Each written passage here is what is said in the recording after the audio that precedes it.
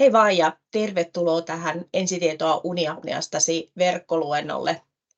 Ja mun nimeni on Katri Lindberg ja mä toimin tämän Ensitietoa uniapneastasi verkkokurssin vetäjänä ja asiantuntija-äänenä tuolla verkkokurssin puolella.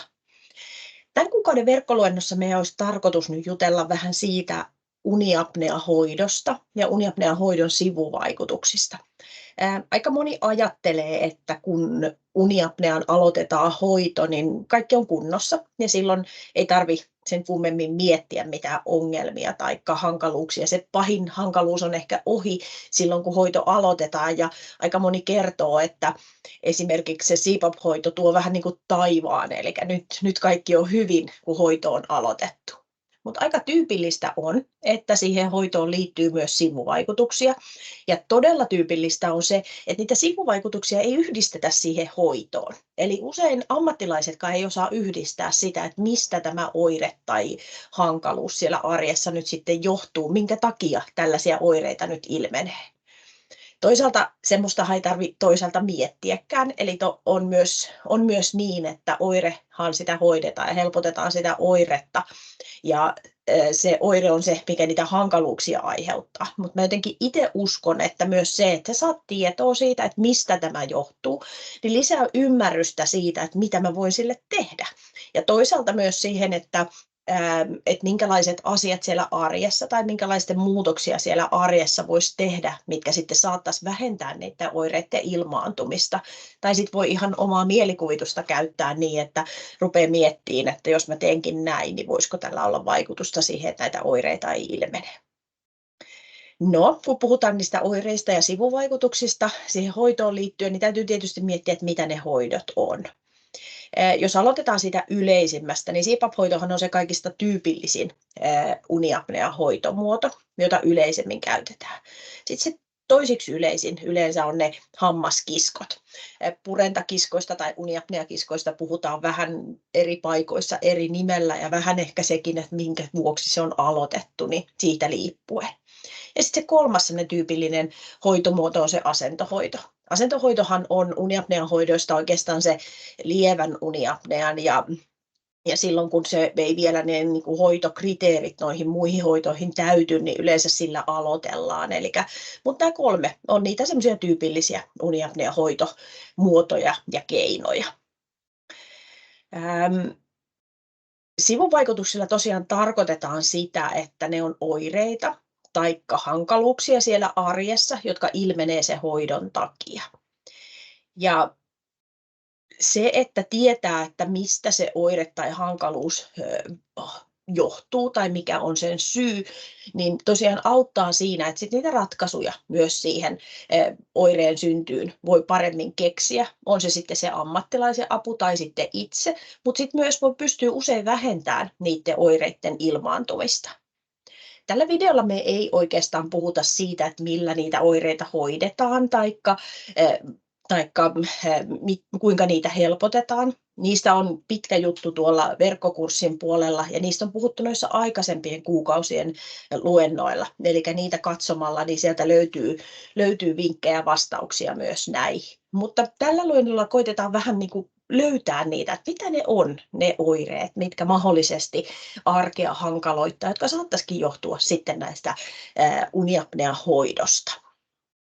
Jos aloitetaan siitä helpoimmasta, eli siitä lievimmästä asentohoidosta, niin asentohoitoa tosiaan käytetään silloin, kun on se lievä uniapnea. Ja joskus silloin, kun hoitokriteerit ei siihen CPAP-hoitoon vielä täyty, tai sitten on käynyt niin, että se CPAP-hoito ei sovi. Eli siitä syystä sitten joudutaan keksiin muunkinlaisia hoitomuotoja.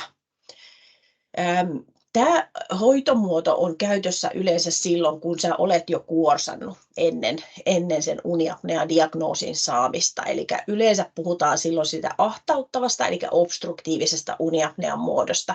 Eli silloin se yöllä ne hengitystiet painuu syystä tai toisesta kasaan. Ja sillä asennon muutoksella me pyritään estämään sitä, että se ilmateiden kasaan painuminen ei olisi niin ilmeistä, eli että sitä ei tapahtuisi niin paljon. Asentohoidolla yleensä tarkoitetaan sitä, että muutetaan se nukkuma-asento selinmakuulta kyljelleen nukkumiseksi. Eli en ole koskaan kuullut, että asentohoitoa käytettäisiin, että sä nukkusit vaikka vatsallaan tai kyljellään, koska ne on yleensä niitä asentoja, missä ne ilmatiet pysyykin auki ihan luontaisesti. Mutta yleensä siinä selällään nukkuessa niin niitä ahtautumisen oireita tulee, ja sitä me nyt sitten tällä asentohoidolla koitetaan estää niin, että silloin kun me ei nukuta selällään, niin ilmatiet ei painus kasaan.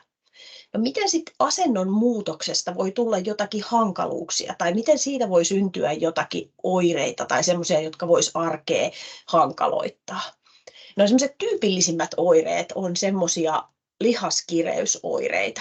Eli kun me se semmoinen totuttu nukkuma-asento väännetäänkin toiseksi. Eli esimerkiksi, että me on aina rentouduttu selällään ja siinä tuntuu, että koko keho rentoutuu, mutta me käännetään kyljelleen, niin meidän asento muuttuu vähän erilaiseksi kuin mihin me on totuttu. Silloin saattaa käydä niin, että meillä pikkusen niin kuin eri lihakset tekee töitä myös silloin öisin. Eli me ei samalla lailla rentouduta yön aikana. Meidän keho ei rentoudu. Ja silloin ne sellaiset tyypillisimmät hankaluudet on yleensä niitä niska- ja hartiaseudun kireyksiä, selän kireystiloja. Mutta sitten aika tavallista on myös se, että kasvojen, leuan alueen lihakset, joskus takaraivon lihakset ja ihan pään alue voi tulla kipeäksi. Eli se asennon muutos muuttaa meidän kehossa joidenkin lihasten asentoon niin, että sitten siellä kipeytyy erilaiset kohdat. No, aika monissa näissä uniapnean hoitomuodoissa niin ne ongelmat tai haittavaikutukset, mitä hoidosta tulee, niin on vähän samantyyppisiä. Näitä lihaskireyksiä tulee myös noissa muissa kohdissa, mutta sitten jos me hypätään sinne uniapnea-kiskoon seuraavana, niin uniapnea-kiskoahan käytetään silloin, kun me kuorsataan, ja sitten leuan asento on semmoinen, että yöllä alaleuka usein valahtaa sinne taaksepäin, joka sitten kanssa aiheuttaa sitä ahtauttamista. Eli sekä asentohoito että tämä uniapnea-kisko on muotoja, joita käytetään yleensä siinä ahtauttavassa uniapneassa. Eli hoitomuotoa siihen aivoperäiseen sentraaliseen uniapneaan, niin nämä ei yleensä siihen toimi, vaan nämä on enemmänkin se ahtauttavan uniapnean hoitomuotoja. No siellä uniapnea-kisko pistetään hampaiden väliin, se pitää hampaat kohdakkoin ja silloin usein käy niin, että me siellä leuan alueella vähän niin kuin muokataan sitä leuan asentoa silloin yön aikana sen kiskon avulla, taikka ei käy usein, vaan se on tarkoitus, että näin tapahtuu. Ja kun me laitetaan se kisko sinne suuhun, niin meidän suu jää pikkusen auki. Eli me ei saada huulia ihan rennosti puristettua yhteen silloin, kun meillä on se kisko siellä suussa. Ja se semmoinen tyypillisin asia, mitä se uniapnea-kisko aiheuttaa, on se, että me usein hengitetäänkin suun kautta silloin yön aikana, tai että suuta ei pysty pitämään kiinni nukkuessaan. Uniapnea-kiskoa käytetään usein myös sen narskuttelun vuoksi, eli se, että me liikutetaan niitä leukoja unen alla aikana vähän niin kuin tahtomattamme taikka tiedostamatta sitä. Ja myös tässä asiassa, niin sehän tietysti leukoja pitää paikallaan, mutta silti me saatetaan koittaa unissamme sitä samaa liikettä siellä leuan lihaksilla toteuttaa. Ja niin kuin sanoin äsken tuossa asentohoidossa, niin myös uniapnea-kiskon kanssa niin voi tulla sinne leuan alueelle kiputiloja lihaksiin, erilaisiin lihasryhmiin, kaulan alueelle ja sitten sinne ihan kallon pohjaankin sellaisia kiputiloja, jopa ihan tänne korviin asti. Eli silloin kun koitetaan leukaa vähän niin kuin muuttaa sen leuan asentoon, vaikka siellä ne kiskot on siellä suussa. Toinen semmoinen tyypillinen asia, joka liittyy näihin uniapnea-kiskoihin, niin liittyy siihen, että meidän se suu ei pysy kiinni. Eli me usein silloin, kun me kuorsataan, niin me hengitetään silloinkin myös suun kautta, mutta silloin, kun vaikka me oltaisiin hengitetty nenän kautta aikaisemmin nukkuessamme, toki nenänkin kautta voi kuorsata, niin nyt kun meille tulee se hammaskisko sinne, tai hampaiden väliin kisko, niin se yleensä muuttaa se hengitystavan niin, että me hengitetäänkin suun kautta. Siitä suuhengityksestä saattaa aiheutua suun kuivumista, äänen kestämisen ongelmaa tai yskävaivaa. Monella tulee myös nenäongelmia, niin nenä on tukkonen, hengittäminen ei nenän kautta onnistu, saattaa tulla enemmän poskiontelotulehduksia tai muita semmoisia vaivoja. Toisilla saattaa syljen eritys lisääntyä huomattavasti, eli aamuisin huomaa, että tyyny on märkä ja leukapielet on märät, eli että sitä sylkeä valuu niin runsaasti siitä syystä, että siellä suussa on ylimääräinen asia. Saattaa olla myös niin, että kun se syljen eritys lisääntyy, niin sitten jossain kohtaa limakalvo kuivuu ja syljeritys vähenee. Ja sylki muuttuukin semmoiseksi tosi paksuksi ja vähän niin kuin sitkeäksi. Ja se saattaa sitten tehdä aamuisin semmoista liman tunnetta kurkussa. Eli jos huomaa semmoista kurkun selvittelyn tarvetta aamulla tai sitten tarvii yskiä semmoista vahvaa limaa, niin se usein johtuu siitä, että se suu on ollut auki yön aikana. Eli se hengitystapa on muuttunut niin suun kautta tapahtuvaksi, sitten se onkin kuivattanut sitä meidän suun alueen limakalvoa. Moni kärsii myös siitä, että kun hammaskiskos, uniapneakiskot aloitetaan, niin kuorsausääni kovenee ja kuorsaaminen voi lisääntyä.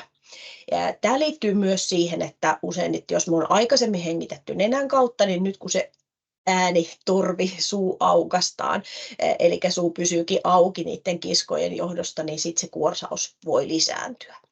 Siinä saattaa olla myös semmoisia syitä, että kun me se hammaskisko laitetaan tuonne hampaiden väliin, niin se meidän kieli ei pysykään lepoasennossa siellä kitalaen yläosassa, vaan sitten saattaakin olla niin, että se kieli vähän niin kuin koittaa pysyä taka-alalla, eli että se ei koskettaisi niihin kiskoihin, ja silloin se kieli saattaa vähän lisätä sitä nielun tukkosuutta, ja silloin saattaa tulla sitä, että se kuorhausääni voimistuu entisestään.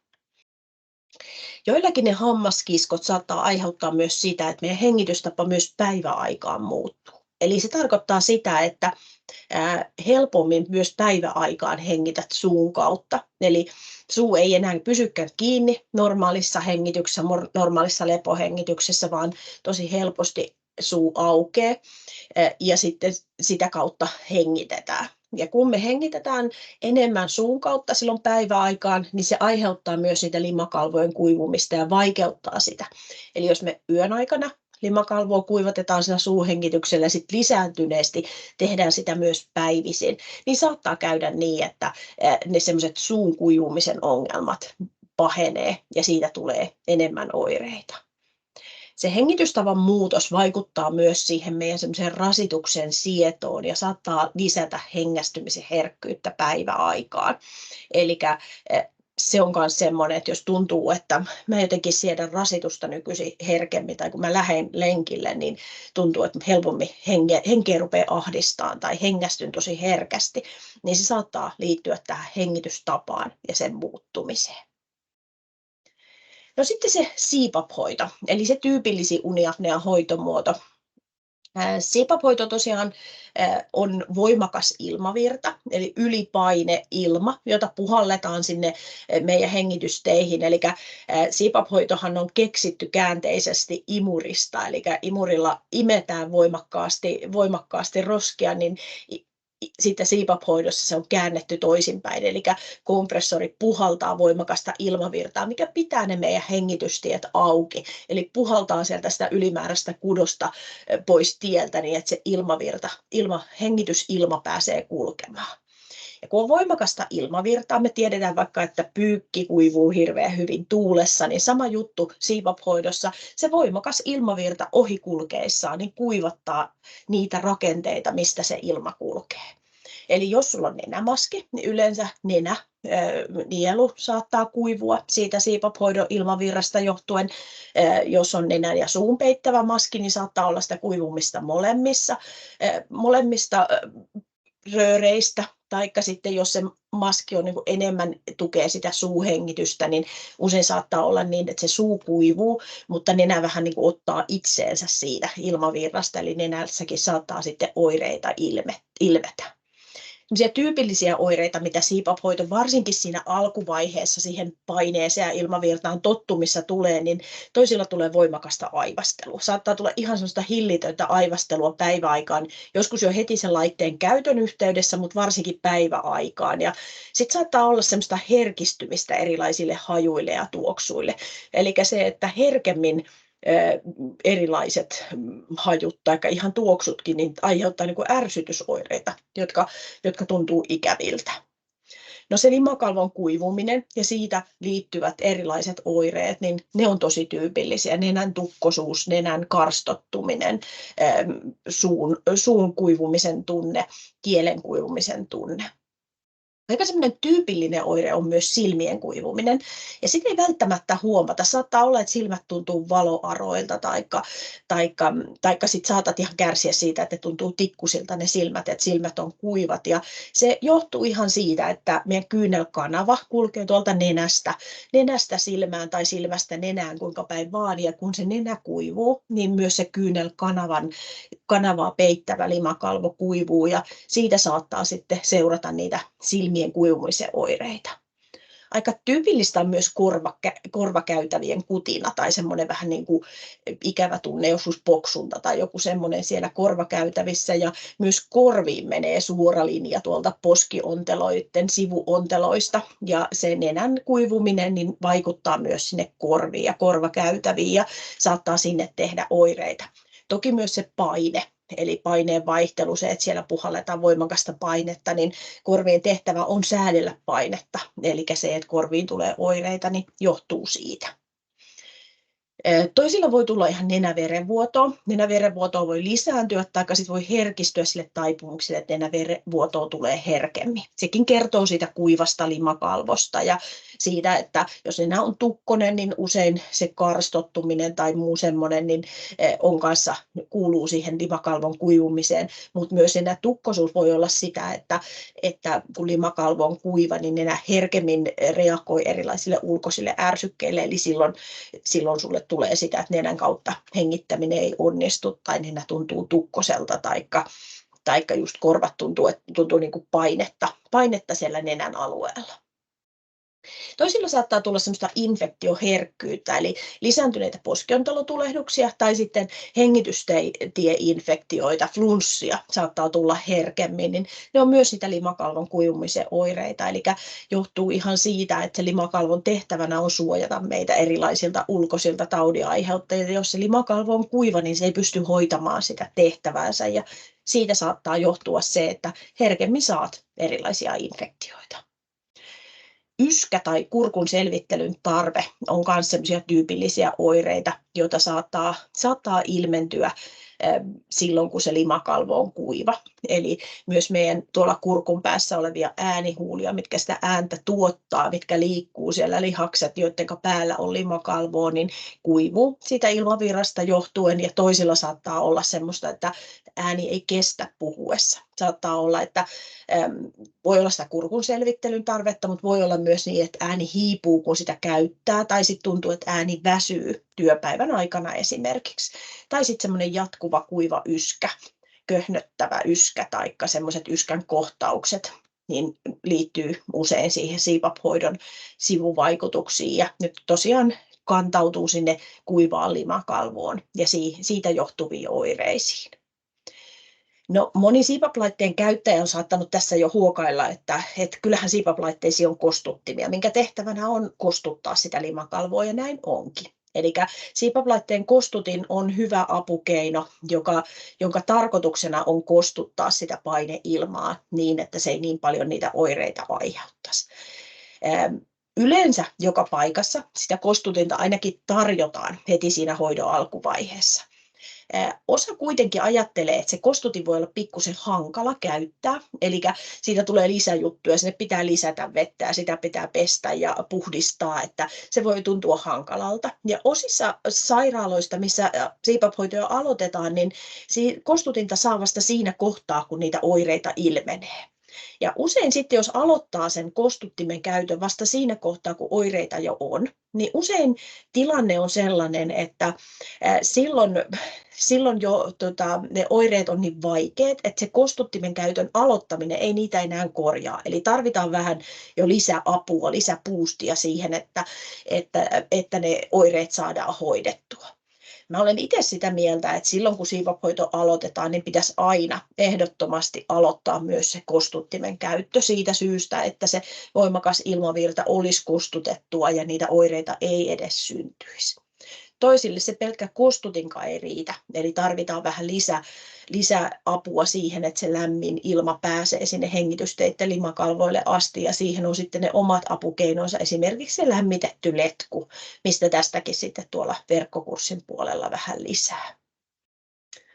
No, aika lista, monenlaista asiaa noista oireista, ja toivottavasti sieltä nyt tuli vähän semmoisia aha-elämyksiä siitä, että niin tämäkin voi johtua siitä CPAP-hoidosta, taikka että nämä on näitä niin kuin näistä hoidoista johtuvia oireita, mitä mullakin on aika tyypillisesti. Ensitietoa uniapneastisissa verkkokurssilla me puhutaan tosi paljon lisää siitä, että miten niitä oireita voidaan hoitaa ja helpottaa, kuntouttaa sitä meidän kehoa toimiin tehokkaammin niin, että niitä oireita ei edes ilmenisi. Mutta näillä meidän aikaisemmilla kuukausiluennoilla on myös puhuttu esimerkiksi nenäongelmista, eli nenäongelmien hoidosta, vaikka siitäkin tosiaan se paras video on kyllä siellä verkkokurssin puolella, missä sit eniten puhutaan myös niistä erilaisista hoitovaihtoehdoista ja esimerkiksi kuntoutusvaihtoehdoista. Hei, kiitos kun kuuntelit, ja pysy kanavalla, niin saat tämän kuukausivideon aina joka kuukausi erilaisista aiheista. Mä mielelläni otan myös ideoita vastaan siitä, että mistä olisi tärkeää puhua tai mikä asia olisi sellainen, joka mietityttää. Ja tarkoitus sillä, että sä saat lisää tietoa ja ymmärrystä siitä sun omasta sairaudesta, niin on mun mielestä tosi tärkeää, että sä olet itse sen sun oman sairauden paras huippuasiantuntija ja tiedät, miten tarttua niihin arkisiin ongelmiin ja hankaluuksiin. Hei, pysy kanavalla ja ota meidän someseurantaan ja tervetuloa myös verkkokurssille mukaan. Hei hei!